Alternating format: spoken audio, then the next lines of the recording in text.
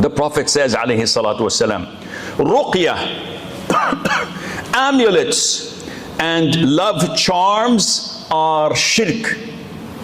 Allah Azza wa Jal says, indeed, Allah does not forgive association with Him, but He forgives what is less than that for whom He wills. Shirk can never be forgiven, and this is a pledge that Allah took upon Himself. However, shirk is divided into two types. Major shirk that takes an individual out of the fold of Islam. This type of shirk, Allah warned even His prophets and messengers from falling into. Allah says in the Qur'an, and it was already revealed to you, O Muhammad, and to those before you, that if you should associate anything with Allah, your work would surely become worthless, and you would surely be among the losers. What a serious and grave warning given to the elite of Allah's creation, sallallahu alayhi wa alihi wa sallam. As for the second type of shirk, this is something that is of less gravity, yet of no lesser danger, and that is minor shirk. Minor shirk is greater and more severe than innovations and major sins in general. However, it does not reach the limit and the extent of major shirk. Mahmud ibn Labid, may Allah be pleased with him, said that the Prophet sallallahu alayhi wa sallam said, what I fear most for you is minor shirk. Subhanallah. The Prophet is addressing the companions, the greatest of all humans who ever walked the earth after the messages and prophets. Yet He's afraid for them. And He says, what I fear most for you is minor shirk.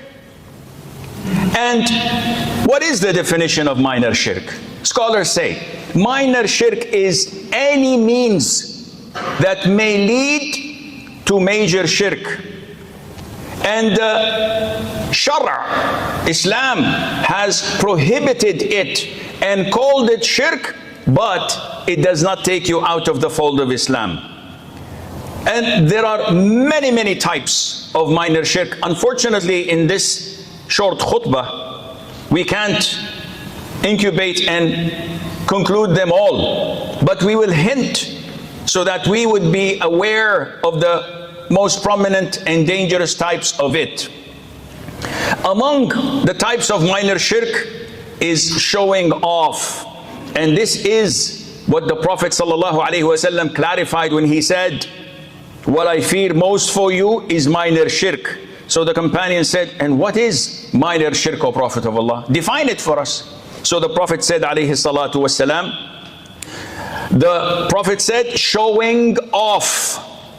For Allah, may He be blessed and exalted, will say on the day when He will hold people accountable to their deeds, go to those for whom you used to show off with your deeds in the previous life and see whether you find any reward with them. What is showing off? Showing off is a very thin line that we walk on. It spreads, or it separates between major and minor shirk. It is highly related to your intention. Showing off is what you do when you want to impress people with forms of worship. So if I show off with my car, this is not Riya, because this is a worldly matter. If I show off with my wealth, with my job, with my authority, with the clothes I'm wearing, this can be arrogance, this can be pride, but it has nothing to do with shirk. Shirk is when you devote your intention in a form of worship to get praise and compliment from people. And the scholars give examples too. Beautifying your prayer with this intention. And be very careful. Many Muslims develop OCD. They get whispers. And these whispers are generated by whom? By shaitan. With the purpose of what? To stop you. So now you want to pray. Oh, I'm praying to show off. You have one of two choices. Either don't pray, shaitan wins, you lose. Or you pray while rectifying your intention for the sake of Allah and ignoring impressing people, you win, shaitan loses. And Allah is pleased with you. Be very careful, because this is how shaitan infiltrates your defense system. And he infests your brain with waswas. You get people having OCD, developing these whispers. I'm not going to pray, I'm not going to fast, until they leave the fold of Islam. Why? Because they're afraid of Allah. You're falling into kufr, pretending to be afraid of Allah. Look what has shaitan done to you. Among the types of minor shirk is swearing by other than Allah Azza wa Jal, as so many people swear by the Prophet Sallallahu Alaihi Wasallam. In Arabic we say Nabi. Some people swear by their honor, usharafi. Some swear with the life of their parents, وحياة أبي وراس أبي. Some people swear by Jilani, Tijani, Shadili, and the whole 9 yards. And all of this is minor kufr, minor shirk, if they did not glorify and worship that particular individual. It is minor shirk because they did not intend to glorify. But if they intend to glorify and worship that individual, then that is major shirk. The Prophet said, alayhi salatu wasalam, whoever swears by anything other than Allah, he has committed kufr or shirk. So this is a clear indication that this is something that is major. But is it major shirk? No. Why? Because there is another hadith where the Prophet says, alayhi salatu wasalam, whoever swears by Allat wal Uzza, these were idols the mushriks used to worship in times of ignorance, but now they're Muslims, but it may slip. So the Prophet says, whoever swears by this, he didn't say he's a kafir.